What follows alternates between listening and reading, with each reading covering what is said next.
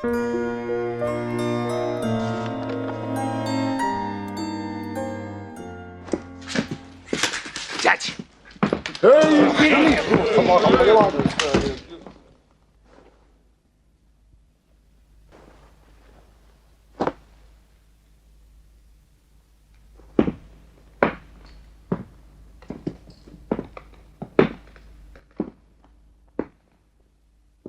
Уполномоченный барона Врангеля. Штабс-капитан Чечель.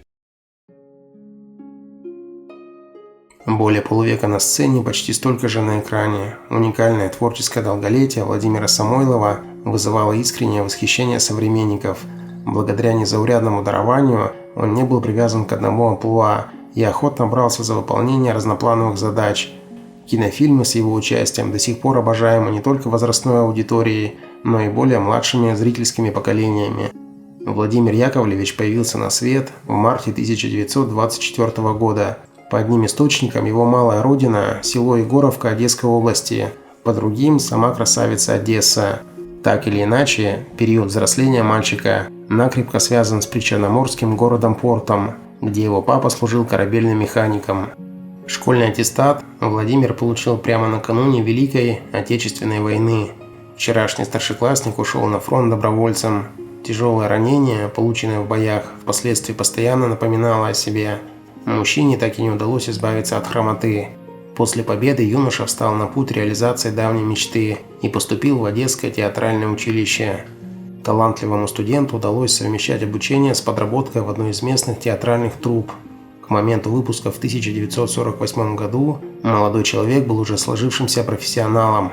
Получив диплом, выпускник на некоторое время задержался в родном городке и устроился в Русский драмтеатр имени Иванова. В самом начале 50-х он перебрался в Кузбасс и был зачислен в труппу Кемеровского театра имени Луначарского. Нина, я очень рада, Иван Семенович, вам бы давно догадаться. Да не смело, Александра Николаевна, я человек робкий. Да уж робкой, похоже. Скажите лучше гордый. Глупости не говори. Иван Семенович человек обходительный со всеми. Я знаю, наблюдала. Гордости этой в них совсем нет. Совсем нет, Домна Председатель. После 7 лет, проведенных в Сибири, его ждала Нижегородская земля. В Горьковской драме он прослужил до 1968 года. Вместе с основным составом коллектива Самойлов гастролировал по всей стране. Спектакли с его фамилией в афишах неизменно собирали аншлаги.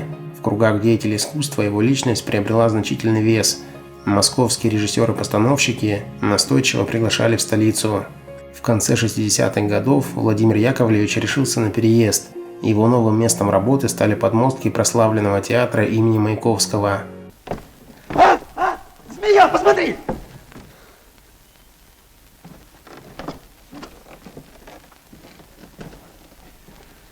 Не беспокойтесь, ваше сиятельство, это ветка. Кстати сказать, человеческое жало опаснее змеиного. Все равно мерзость. 90-е годы он провел в штате будущего Гоголь-центра. В общей сложности за 50 с лишним лет служения им было сыграно 250 ролей, а за работу в постановке «Мария» драматурга Афанасия Солынского присуждена государственная премия имени Станиславского. Фильмы. Первая главная роль Самойлова случилась в 1960 году. В социальной драме Геннадия Казанского «И снова утро» его героем стал профессор Северцев, хирург с золотыми руками и сложной судьбой. Не поддаваться. Ну, смелее, смелее, смелее. Ну, еще. Так. Ну. Ну, отличие вас после этого. Простите, товарищ профессор. Да нет, ничего. Годен строй. А это еще что такое? Вы как сюда попали? В том же году он отметился в детско-юношеской экранизации «Ребята с Канонерского» по произведению Радия Погодина, где изобразил отца ленинградского пионера Вальки. Железа для трактора не хватает. Да? Папа, мы затонувший корабль нашли. Как это нашли? Каким образом? Ныряли. Ну? Целый месяц. Вот с ним. Куда это вы ныряли? Да ты что, Валька? Ну, а если бы не вынырнули? Ведь корабль Б-217. А где нашли-то? За мысом, там мелко. В 1964-м Владимир Яковлевич снялся в криминальной мелодраме «Верьте мне, люди». В фильме о репрессиях и их последствиях его персонаж – полковник Алексей Анохин. Куда собирался бежать Каин? Отвечайте полковнику. Гражданин начальник. Ой, позвольте, так сказать, приветствовать новое лицо в рядах моей милиции. Бежит время, прямо скачет. Это вы верно подметили. Ну так все-таки куда собирался бежать Каин? Ну говорите, вы не можете не знать. А он мне не докладывался. В военной драме «Дикий мед» он повторно примерил полковничьи погоны, сыграв мужественного советского офицера, павшего смертью храбрых в схватке с фашистами.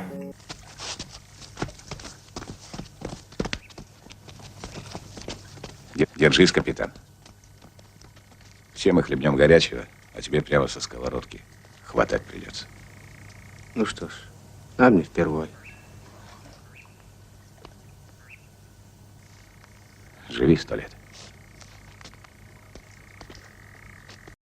Звездный час в кинематографе наступил для Владимира в 1967 году, когда на экраны вышла легендарная музыкально-приключенческая комедия «Свадьба в Малиновке».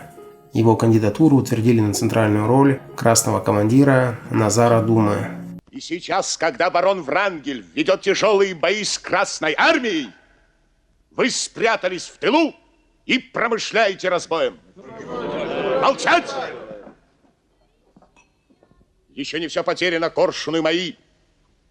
За вашего атамана Грицана Таврического! За нашу победу! В 1968 году артист снова сыграл несколько киногероев, носящих воинские звания. В грандиозной эпопее Юрия Озерова «Освобождение» ему досталась роль командира дивизии Громова, а в ленте о буднях советских моряков «Нейтральные воды» он предстал в образе сурового контр-адмирала. Вы превышаете свои права, Бурмин, и забываете, что у вас имеется непосредственный начальник. По вашей вине изделие попало под дождь, по вашей вине его пришлось отправлять в арсенал. А это влетит в копейку. Не ваши деньги, налоги народа. Тем более, что изделие оказалось исправным. Я лично потом проверил... А во время войны вы ракеты тоже в арсенал на проверку будете возить? 70-е годы начались для артиста с исполнения яркого отрицательного персонажа в многосерийной саге «Тени исчезают в полдень». Самойлова можно узнать в жестоком и злопамятном золотопромышленнике Аркадии Клычкове. Люди! Клычков веселиться хочет!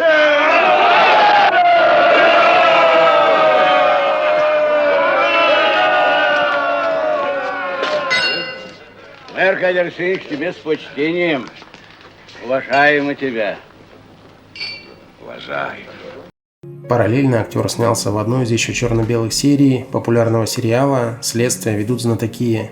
В деле номер 5, озаглавленном как «Динозавр», он перевоплотился в фальшивомонетчика Сергея Филипповича Михеева. Берется бумага, на ней наносится определенный рисунок, и начинается колдовство. Бумага уже не бумага, а любое желание, свобода, любая вещь, покоренное пространство. Но только должно быть все абсолютно точно и аккуратно. Во второй половине 70-х картины Самойловым выпускались одна за одной. Зрители с интересом следили за его игрой в мелодраме Евгения Матвеева «Любовь земная», в детском телесериале «Судьба барабанщика», в детективной истории «Выстрел в спину». Нет, ты слышишь, старик Яков, какова растет наша молодежь? Иди сюда, иди. Вот видишь, ты уже заморгал глазами. Скажи ему, старик Яков, прямо в глаза, думал ли ты в потемках этих тюремных казематов, что сражаешься за то, чтобы вот эти вот молодцы лазали в запертые ящики и искали чужие деньги? Ну, скажи ему прямо, думал ли ты это? Слід розмовляти по-украински. Это безобразие. Ни один мой офицер не говорит на языке страны. Слухаю, ваша светлость.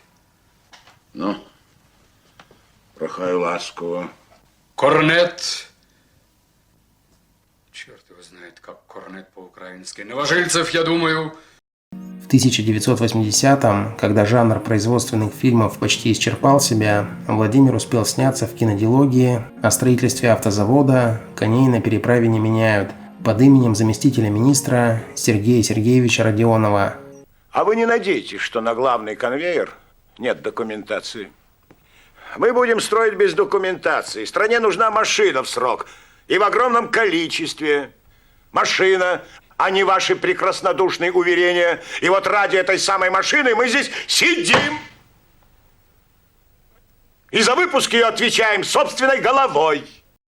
Десятилетия спустя на смену доблестным строителям, отважным военачальникам и работящим колхозникам пришли иные герои. В боевике Александра Муратова по прозвищу «Зверь» Самойлов выступил в колоритном облике бандита-корейца. Что-то я тебя не видел. Ты что, новенький? Тебя как зовут? Савелий. А меня дядя Володя. Владимир Андреевич, я кассир вашего ташкентского филиала. А ты быстрее ехать не можешь? Мы что, опаздываем? Да нет, это деньги руки жгут. Последний телевизионный проект народного артиста, мелодрама русско-британского производства «Репете». Фильм вышел в прокат уже после кончины мастера. Личная жизнь. В повседневных буднях музой и ангелом-хранителем мужчины была его супруга Надежда. Имея актерское образование, она отказалась от собственных карьерных амбиций, целиком посвятив себя любимому мужу. Единственный сын пары Александр родился в 1952 году. Он продолжил актерскую династию и подарил родителям 3 внуков. Жизнь звезды отечественного кинематографа представляла собой череду беспрестанных съемок и репетиций. В сентябре 1999 года к выходу готовился спектакль «Король Лир». В шекспировской трагедии 75-летний мэтр был центральным действующим лицом. Во время одного из вечерних прогонов актеру стало плохо. Доктора диагностировали сердечный приступ. Спасти знаменитого пациента им оказалось не под силу. Самойлова похоронили на Ваганьковском кладбище Москвы. В том же году в мир иной отправилась его супруга Надежда. Супруги 50 лет шагали рука об руку, и теперь они лежат под одним крестом, навсегда вместе и навсегда рядом. Друзья, ставьте лайк и подписывайтесь на наш канал, впереди много интересного.